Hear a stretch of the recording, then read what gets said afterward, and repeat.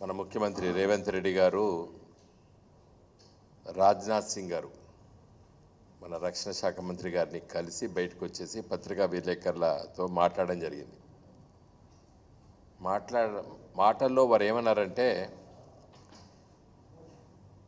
గత 10 సంవత్సరాల్లో కేసీఆర్ గారు ముఖ్యమంత్రిగా సైనిక్ స్కూల్ గురించి వెళ్ళి అడగలేదు అని చెప్పి మాట్లాడారు. తర్వాత రక్షణ శాఖ కింద ఉన్నటువంటి భూములు రాష్ట్ర ప్రభుత్వానికి మార్పు గురించి ఏదో 2 విషయాలు రక్షణ శాఖ మంత్రి రాజ్నాథ్ సింగ్ గారితో మాట్లాడినట్టు కూడా చెప్పడం జరిగింది. ఇప్పుడు ప్రపంచంలో మనకందరికీ తెలుసు, గోబెల్స్ ప్రచారం అంటారు. హిట్లరు జర్మనీని పరిపాలిస్తున్నప్పుడు ఆయనకు మంత్రి ఉండే గోబెల్స్ అని. ఆయన ఇక్కడ గెలిచినాము, అక్కడ గెలిచినాము, అక్కడికి మన సైన్యాలు పోయినాయి, ఇక్కడ సైన్యాలు పోయినాయి, ఈ దేశానికి కబలించినాము, ఆ దేశానికి కబలించామని చెప్పి రోజు రేడియోలో వార్తలు చెప్పేది. చెప్తే హిట్లర్ అడిగిండు, ఏందా ఇవన్నీ మనం ఎక్కడ గెలవలేదు, ఎక్కడ పోలేదు, ఇవన్నీ ఎందుకు చెప్తున్నామంటే, 10 సార్లు అబద్ధం ఆడితే 100 సార్లు అబద్ధం ఆడితే నిజం అనుకుంటారు ప్రజలు, నీకు తెలియదు అని చెప్పి హిట్లర్నే దబాయిస్తాడు గోబెల్స్. ఆయన సూత్రాన్ని పాటిస్తున్నాడు ఇప్పుడు రేవంత్ రెడ్డి గారు. ఇప్పుడు ముఖ్యమంత్రి స్థానంలో ఉన్నారు కదా రేవంత్ రెడ్డి గారు. మీరే ఒకసారి ఎక్కడో అన్నారు, ఈ వినోద్ కుమారు ఈ సైనిక్ స్కూల్ గురించి వెళ్ళి లేఖలు రాసిండు, ఆయన ముఖ్యమంత్రి పట్టించుకోకపోతే నేను బీకిండు అన్నట్టు ఏదో అట్లాంటి మాట ఏదో మాట్లాడాడు నా మీదనే. ఇవాళ అసలు కేసీఆర్ అడగలేదని అన్నారు. ఇప్పుడు ప్రభుత్వాలు, ముఖ్యమంత్రులు, మంత్రులు, ఎమ్మెల్యేలు, ఎంపీలు మారుతారు, కానీ ప్రభుత్వం అనేది ఎల్లప్పుడూ కొనసాగుతుంది. మీరు ముఖ్యమంత్రి కార్యాలయంలో ఉన్నాయి కదా కేసీఆర్ గారు రాసిన లేఖలు, 10ల సంఖ్యలో ఉన్నాయి. ఇలా సైనిక్ స్కూలు ఎందుకు రాలేదు అని క్షుణ్ణంగా మీరు దానిపైన శ్రద్ధ పెట్టి ఆలోచన చేయండి. నేను ఇదివరకు కూడా మాట్లాడినాను, మీరు ముఖ్యమంత్రి అయిన తర్వాత ఆ కామెంట్స్ మీద కూడా మాట్లాడి చెప్పినాను. మీ దృష్టికి తీసుకొస్తున్నారో తెలియదు మీ పిఆర్ఓలు. నేను చాలా స్పష్టంగా చెప్పిన అన్నాడు. ఎందుకంటే మా ప్రభుత్వం పోయి మీరు కొత్తగా అధికారంలోకి వచ్చారు, మీకు తెలవాలే, మీరు దాన్ని ఫాలోఅప్ చేయాలని చెప్పినాం, మంచి ఉద్దేశంతో చెప్పినాం మేము. ఇప్పుడు సైనిక్ స్కూలు సమైక్య ఆంధ్రప్రదేశ్లో కోరుకొండ స్కూల్ మొదటిది, తర్వాత పులివెందలో రాజశేఖర రెడ్డి గారిని అప్పుడు తెచ్చుకున్నాడు.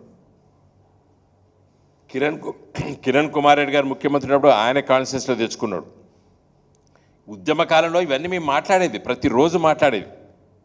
2014లో నేను ఎంపీ అయిన తర్వాత కడియం శ్రీయర్ గారు ఇప్పుడు మీ పార్టీలో జాయిన్ అయ్యాడు, మొన్న మా పార్టీలో గెలిచి మీ పార్టీలో జాయిన్ అయ్యారు.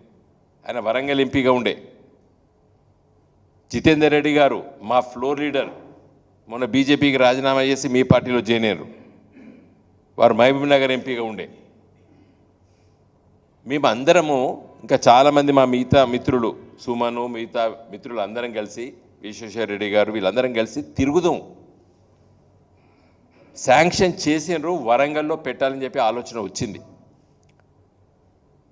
అప్పుడు మనోహర్ పారికర్ గారు ఉండే రక్షణ శాఖ మంత్రి. వారి దగ్గరికి వెళ్తే వారు ఏమన్నారు, ఒక రాష్ట్రానికి ఒక సైనిక్ స్కూల్ ఇచ్చినాం మనము, రాష్ట్ర విభజన జరిగి ఒక కొత్త రాష్ట్రం ఏర్పడితే మళ్ళీ వాళ్ళు అడుగుతున్నారు మీలాగా,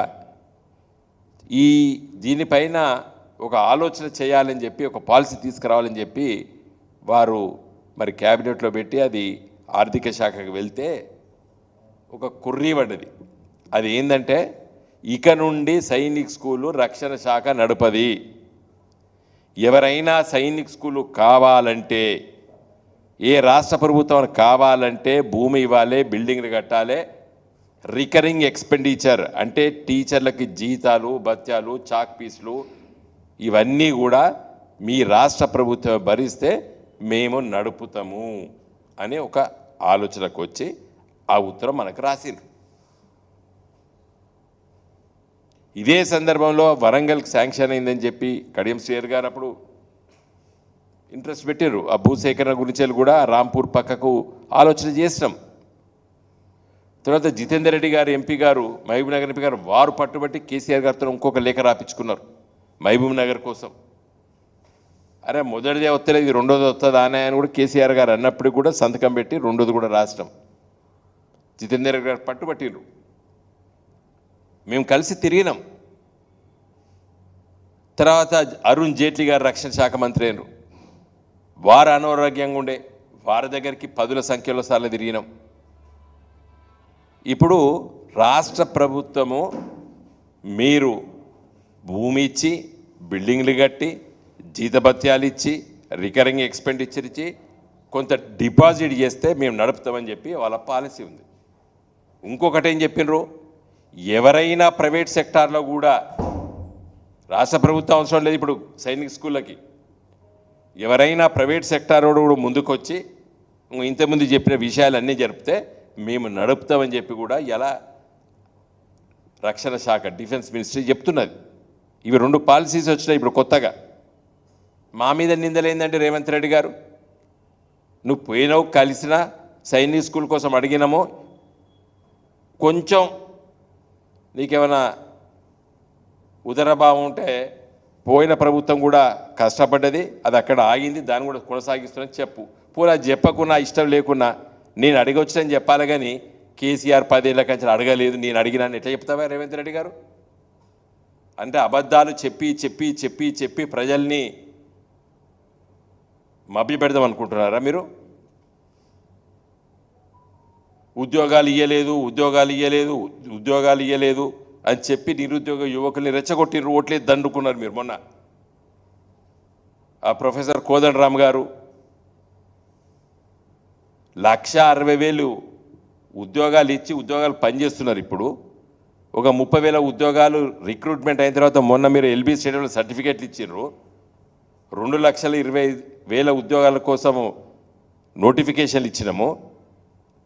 అవన్నీ మేము చెప్పుకోక మా తప్పైంది, కానీ నువ్వు ఇవ్వలేదని చెప్పి గోబల్స్ ప్రచారం చేస్తే ఈ కంచెలు ఊరుకునేది లేదు. ప్రతి ఇష్యూ మీద మేము మాట్లాడతాం.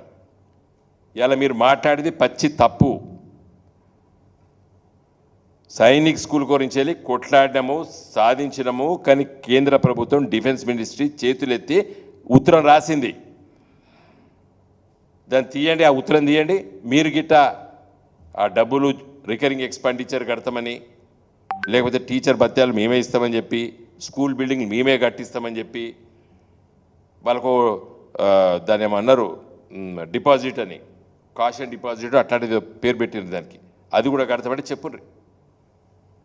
ఇలా భూమి, ప్రభుత్వ కంటోన్మెంట్ భూముల గురించి వెళ్ళి మనోహర్ పారీకర్ గారు హైదరాబాద్కి వచ్చి సికింద్రాబాద్లో మీటింగ్ పెట్టారు. అప్పుడు ఉన్నటువంటి municipal administration minister KT Ramarao garu హాజరైనరు. ఒక ఐఏఎస్ ఆఫీసర్ జేఆర్కే రావు గారు, మన తెలుగు బిడ్డ, వారు Bihar cadre, defence minister additional secretary ఉండే. 10ల సంఖ్యలో వారి దగ్గరికి వెళ్ళినాం మేము. వారు ఇప్పుడు రిటైర్ అయ్యి హైదరాబాద్లో ఉన్నట్టున్నారు. పత్రికా విలేకరులారా మీరు అడగండి వారిని. జేఆర్కే రావు గారు అడిషనల్ సెక్రటరీ డిఫెన్స్ ఉండే, అప్పుడు రిటైర్ అయిపోయారు వారు. వారి దగ్గరికి వెళ్ళి ఈ జూబ్లీ బస్ స్టాండ్ నుండి షామీర్పేట వరకు మెట్రో కమ్, దాని డబుల్ డెక్కర్ అంటారు, అంటే కింద మెట్రో పోతుంది, మీద వెహికల్స్ పోవచ్చు. దానికోసం మేము ప్రయత్నం చేస్తాం. మీరు అధికారంలోకి వచ్చిన 20 రోజులకి ఆ లెటర్ వస్తుంది, మీరే చేసినట్టు చెప్పి ప్రచారం చేసుకున్నారు. ఆ పొన్నం ప్రభాకర్ స్టేట్మెంట్ ఇచ్చాడు, నేనే తీసుకొచ్చా అని. అడగండి, జేఆర్కే రావు గారిని అడగండి, దాని మీద ఎన్ని మీటింగ్లు పెట్టాం. మినిట్స్ కూడా ఉంటాయి డిఫెన్స్ మినిస్ట్రీలో. ఎంపీలు పోయి డెలిగేషన్ పోతే మినిట్స్ ఉంటాయి. అఫీషియల్ మీటింగ్స్ పెట్టినాం. కంట్రోల్